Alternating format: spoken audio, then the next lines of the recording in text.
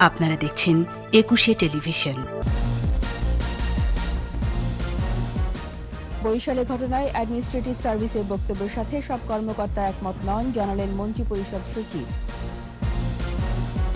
জানুয়ারি ফেব্রুয়ারির মধ্যে 8 কোটি মানুষকে ভ্যাকসিন দেবে সরকার, সপ্তাহ ব্যবধানে কমল শনাক্ত মৃত্যু হার। কক্সবাজারে সিনহা হত্যা মামলার সাক্ষ্য গ্রহণ শুরু, প্রথম দিন সাক্ষী দিলেন বড় বোন শারমিন, শাহরিয়া ফেরদৌস। সিনহা হত্যা মামলার সাক্ষ্য গ্রহণ শুরু, প্রথম দিন সাক্ষী দিলেন বড় বোন শারমিন, শাহরিয়া ফেরদৌস।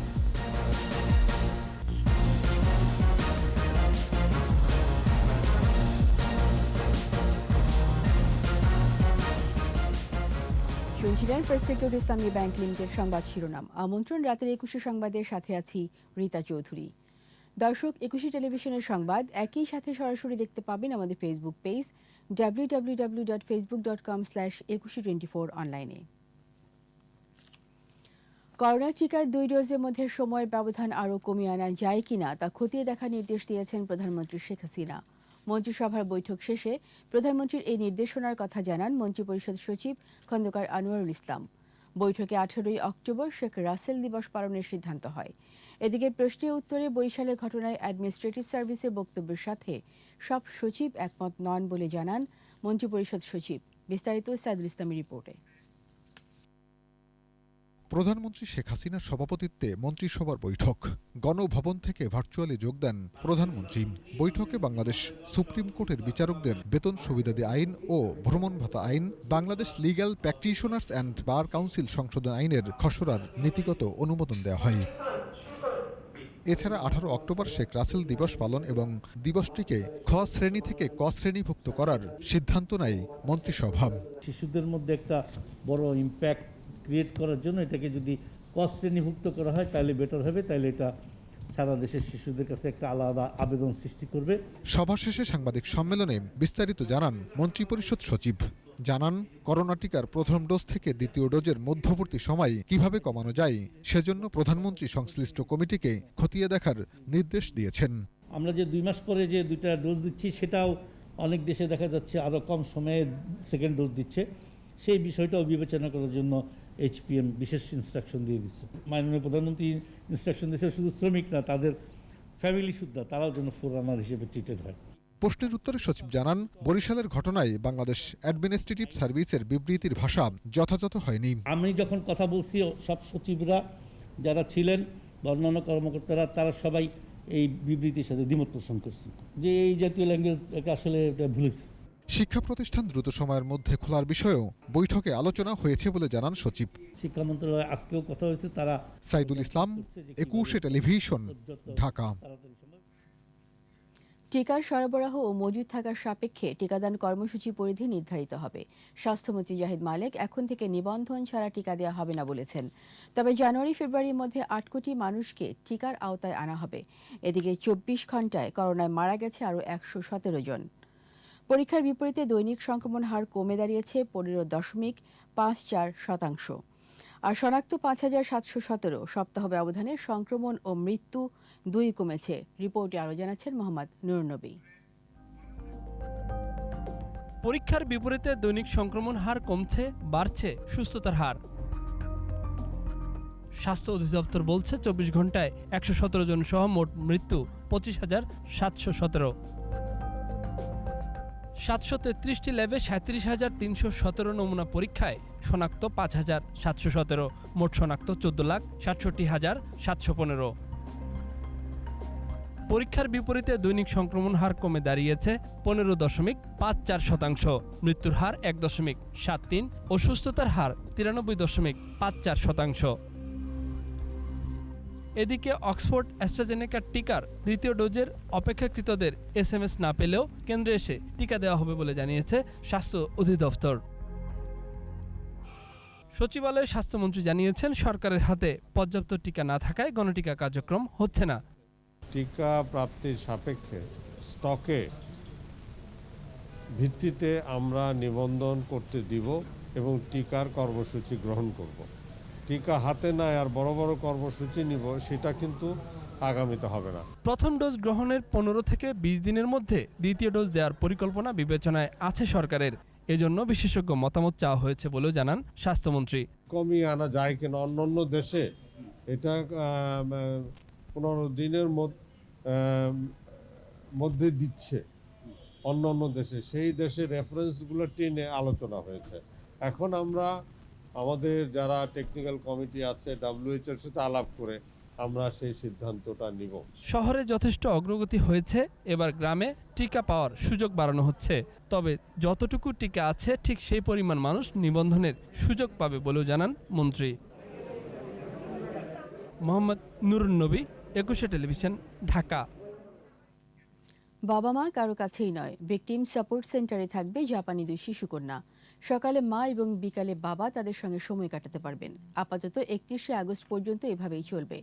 এরপর পরবর্তী সিদ্ধান্ত সন্তানদের নিজ জিম্মায় চেয়ে জাপানি মা ডাক্তার এরিকো রিট আবেদনে বিচারপতি এম এনায়েতুর রহিম ও বিচারপতি মোস্তাফিজুর রহমানের হাইকোর্ট বেঞ্চ এই আদেশ দেন। বিস্তারিত শাকির আরজু রিপোর্টে। বিচ্ছেদের পর মাকে না জানিয়ে 10 ও 11 বছরের 2 শিশুকন্যাকে নিয়ে জাপান থেকে ঢাকায় আসেন বাবা বাংলাদেশি আমেরিকান ইমরান। পরে সন্তানদের নিজের জিম্মায় চেয়ে বাংলাদেশে এসে রিট করেন মা এরিকো। হাইকোর্ট 31শে আগস্ট ওই শিশুদের হাজিরের নির্দেশ দেন। তবে এর আগেই রোববার রাতে 2 শিশুকে হেফাজতে নেয় সিআইডি।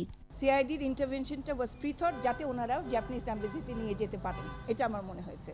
এবং প্রিথট এবং একটা ইনফ্লুয়েন্স কাজ করেছে। সিআইডি কর্তৃপক্ষ আমাদেরকে বলেছে যে তাদের কাছে ইনফরমেশন আছে যে তারা তাদের অ্যাড্রেস চেঞ্জ করে ফেলেছে।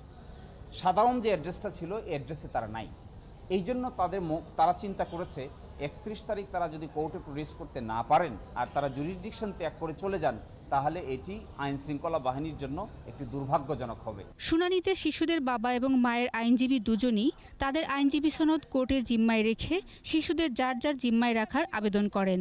বাচ্চা কোথায় নিরাপত্তা বোধ করেন, কোথায় তার ভালোবাসা বোধ করেন, বাচ্চার ওইখানেই থাকতে চাইবেন, সেটাই বাচ্চার জন্য মঙ্গল। পরে আদালত শিশু দুটিকে বাবা মা দুজনে দেখা করার সুযোগ দিয়ে ভিকটিম সাপোর্ট সেন্টারে রাখার আদেশ দেন। 31শে আগস্ট পর্যন্ত এই কন্যা সন্তানরা থাকবেন ভিকটিম সাপোর্ট সেন্টারে। এই সময়টাতে সকাল 8টা থেকে 1টা পর্যন্ত মা তাদের সাথে সময় কাটাবেন এবং বিকাল 3টা থেকে রাত 8টা পর্যন্ত বাবা তাদের সঙ্গে সময় কাটাবেন। Now I'm very happy with the court decision. At least I have temporary visitation right. আদালত বলেন দুপক্ষই বসে এই সমস্যার সমাধান করা উচিত। বাবা মায়ের দ্বন্দ্বে সন্তানরা সবচেয়ে বেশি ক্ষতিগ্রস্ত হয় বলেও মন্তব্য করেন আদালত। শাকির আরজু, 21 টেলিভিশন, ঢাকা। কক্সবাজারে চাঞ্চল্যকর অবসরপ্রাপ্ত সেনা কর্মকর্তা সিনহা হত্যা মামলার সাক্ষ্য গ্রহণ শুরু হয়েছে। সাক্ষ্য গ্রহণের সময় 15 আসামিকে আদালতে হাজির করা হয়। মামলার বাদী নিহত সিনহার বড় বোন শারমিন শাহরিয়া ফেরদৌস প্রথম দিনই সাক্ষ্য দিয়েছেন। কক্সবাজার প্রতিনিধি আব্দুল আজিজের রিপোর্ট, জানাচ্ছেন মুশফিকা নাসদিন। সকালে অবসরপ্রাপ্ত সেনা কর্মকর্তা সিনহা মোহাম্মদ রাশেদ খান হত্যা মামলার আসামি বরখাস্ত ওসি প্রদীপ সহ 15 আসামিকে আদালতে হাজির করা হয়। এরপর শুরু হয় সাক্ষ্য গ্রহণ। টানা 3 দিন কক্সবাজারের জেলা ও দায়রা জজ আদালতে চাঞ্চল্যকর এই হত্যা মামলাটি সাক্ষ্য গ্রহণ চলবে। মামলার মোট 83 জন সাক্ষীর মধ্যে 15 জনের সাক্ষ্য দেওয়ার কথা। এর মধ্যে মামলার বাদী নিহত সিনহার বড় বোন শারমিন শাহরিয়া ফেরদৌসের সাক্ষ্য দিয়ে শুরু হয় মামলার বিচার কার্যক্রম। জেলা ও দায়রা জজ আদালতের পিপি অ্যাডভোকেট ফৈদুল আলম জানান, গেল 16ই আগস্ট বিচারক মোহাম্মদ ইসমাইল তারিখ পুনর্নির্ধারণ করেন। তবে করোনা পরিস্থিতিতে বারবার তারিখ বদলে যায়। আয়ুর সাথে যিনি যোগাযোগ রেখে যেসব আসামিদের নাম চার্জশিটে আসছে তাদের বিরুদ্ধে উনি আজকে সাক্ষ্য প্রদান করেছেন। এখনো কিন্তু যারা চলছে ওসি প্রদীপ এবং এসআই লিয়াকতের সাক্ষ্যে মামলার যে জেরাটা কালকে শুরু হবে এবং আমরা আশা করতে পারি কালকে এই জেরাটা শেষ হবে দুজনেরই। এদিকে ওসি প্রদীপ সহ সব আসামিদের ফাঁসির দাবিতে আদালতের পাশে মানববন্ধন করে অসহায় নির্যাতিত জনগণের ব্যানারে কয়েকটি অরাজনৈতিক সংগঠন। মানববন্ধনে ওসি প্রদীপের দায়িত্ব পালনকালীন সময়ে পুলিশের বন্দুকযুদ্ধে নিহত একাধিক পরিবারের সদস্যও অংশ নেন। আমরা চাই ভবিষ্যতে যে কোনো হত্যা সম্পর্কে সুষ্ঠু তদন্ত হবে এবং যে কোনো হত্যার বিরুদ্ধে রাষ্ট্র এগিয়ে আসবে। 2020 সালের 31 জুলাই কক্সবাজার টেকনাফ মেরিন ড্রাইভ সড়কের এপিবিএন চেকপোস্টে পুলিশের গুলিতে নিহত হন মেজর সিনহা। হত্যাকাণ্ডের পর 4 মাসের বেশি সময় পর তদন্ত শেষে 2020 সালে 15 জনকে অভিযুক্ত করে চার্জশিট দাখিল করা হয়। এর মধ্যে বরখাস্ত ওসি প্রদীপ কুমার দাস, কনস্টেবল সাগর দেব ও রুবেল শর্মা ছাড়া বাকি 12 জন আসামি আদালতে স্বীকারোক্তিমূলক জবানবন্দি দেন। মুশফিকা নাজনীন, 21 টেলিভিশন। নিচ্ছি সংবাদ বিরতি। যখন ফিরছি তখন অন্যান্য খবরের সঙ্গে আরও থাকবে। স্বপ্নে পদ্মা সেতুর উপর বসল প্রায় 3000 স্ল্যাব, দৃশ্যমান হল সড়ক পথ। আবার আমন্ত্রণ রাতের 21 সংবাদে। দৃশ্যমান হল স্বপ্নে পদ্মা সেতুর সড়ক পথ, বসল শেষ স্ল্যাব। সেতুতে রেলওয়ে স্ল্যাব বসানোর 2 মাসের মাথায় এবারে শেষ হল সেতুর উপরে সড়কে স্ল্যাব বসানোর কাজ। মুন্সিগঞ্জ প্রতিনিধি সাইফুর রহমানের রিপোর্ট, জানাচ্ছেন রত্না জামান। সকাল 10:12 দিকে সেতুর 12 ও 13 নম্বর পিলারে সর্বশেষ স্ল্যাব বসানোর কাজ শেষ হয়। এতে 6.15 কিলোমিটার সেতুতে পূর্ণতা পেল সড়ক পথ। চাইনিজ এবং বাঙালিরা আমরা সবাই মিলেমিশে লাস্ট স্ল্যাবটা নিজ হাতে শেষ করছি। সংশ্লিষ্টরা জানান, সেতুর সড়ক পথের মোট 2917টি স্ল্যাবের সবগুলো বসানো হয়েছে। প্রকল্পের সার্বিক কাজ এগিয়েছে 87.25%, আর মূল সেতুর কাজের অগ্রগতি 94.25%। আমরা আগে রেলওয়ে স্ল্যাব বসাইছি, এখন গ্যাস লাইনের কাছে। তারপরে আমরা একসাথে যেটা বললাম যে আমরা দেখবো যে কোন সময় শুরু করা যায়। ডেফিনেটলি আমরা যদি একসাথে শুরু করতে পারলে এটাই তো সবচেয়ে কাঙ্ক্ষিত, আমাদের সবার জন্য এটা কাঙ্ক্ষিত, আমাদের জন্য। 2014 সালের ডিসেম্বরে সেতুর নির্মাণ কাজ শুরু হয়। 2022 সালের জুনের মধ্যেই পদ্মা সেতু যান চলাচলের জন্য উন্মুক্ত করে দেওয়ার কথা রয়েছে। রত্না জামান, 21 টেলিভিশন। শোকাবহ আগস্ট।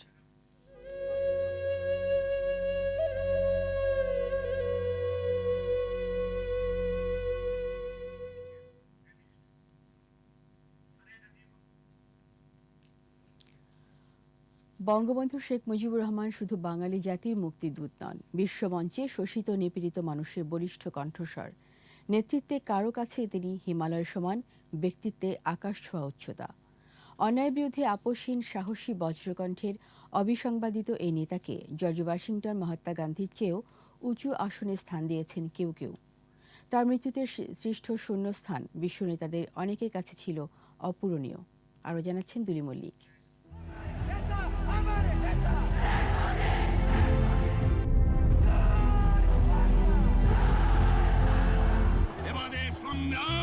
স্বাধীনতার সংগ্রাম।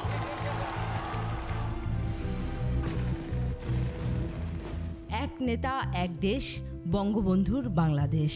৭১-এ ৭.৫ কোটি বাঙালির স্বাধিকার আন্দোলনের কণ্ঠস্বর, সাহসের বাতিঘর বঙ্গবন্ধু শেখ মুজিবুর রহমান।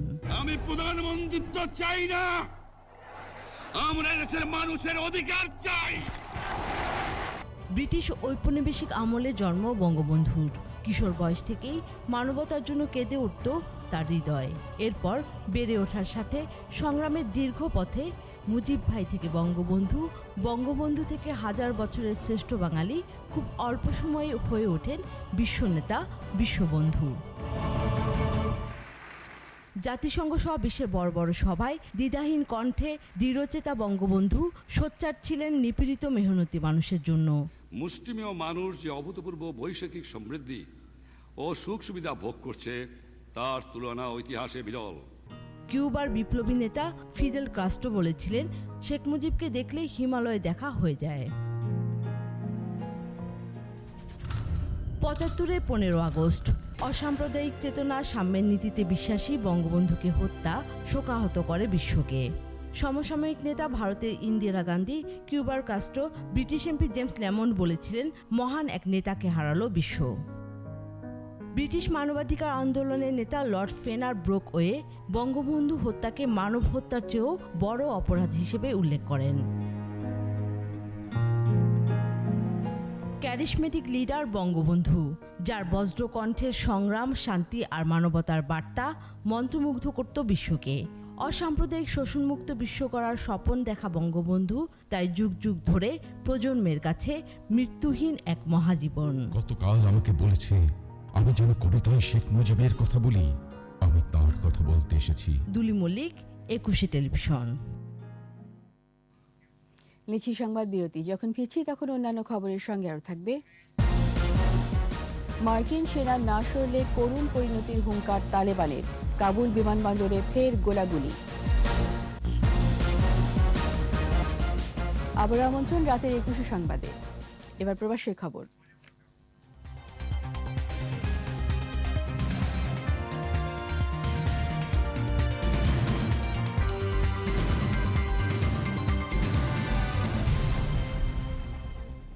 বঙ্গবন্ধুর মুক্তিযুদ্ধ চেতনাকে ধারণ করে প্রবাসীদের দেশের উন্নয়নে কাজ করে যাবার আহ্বান জানিয়েছেন দুবাই নিযুক্ত বাংলাদেশের consul general BM Jamal Hossain. জাতিপিতা বঙ্গবন্ধু শেখ মুজিবুর রহমানের 46তম শাহাদাত বার্ষিকী উপলক্ষে বাংলাদেশ সামাজিক সাংস্কৃতিক কেন্দ্র আয়োজিত আলোচনায় একথা বলেন তিনি। এ সময় 15 আগস্ট শহীদদের প্রতি শ্রদ্ধা জানানো হয়, তাদের আত্মার শান্তি কামনা করে দোয়া করা হয়। সংগঠনের সদস্য সচিব কামাল হুসাইন খান সুমন ও জহিরুল ইসলামের যৌথ সঞ্চালনের সভাপতিত্ব করেন ইব্রাহিম ওসমান আফলাতুন।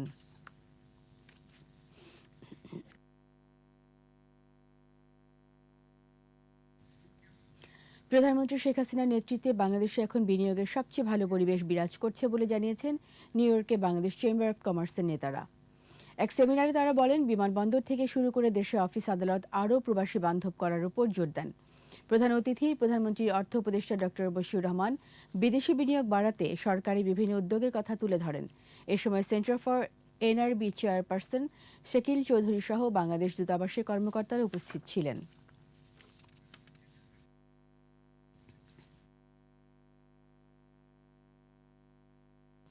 আর এরই সাথে শেষ করছি রাতের 21 সংবাদ। যাবার আগে ফার্স্ট সিকিউরিটি ইসলামী ব্যাংক লিমিটেড সংবাদ শিরোনামগুলো আরও একবার।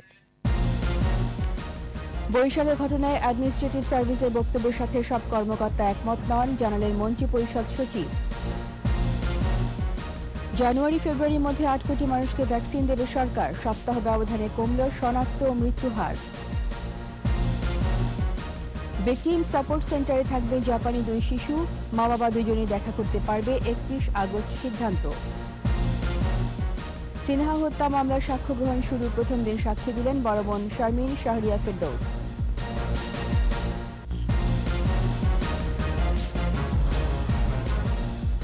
সবশেষ খবর জানতে ডায়াল করুন 2021 নম্বরে, আর ভিজিট করুন 21-tv.com এই ওয়েবসাইটে। এছাড়া ফেসবুকে লগ ইন করতে পারেন facebook.com/2124 অনলাইন। 21-এর খবর দেখুন, 21-এর সাথেই থাকুন। স্বাস্থ্যবিধি মেনে চলুন, সুস্থ থাকুন। ধন্যবাদ।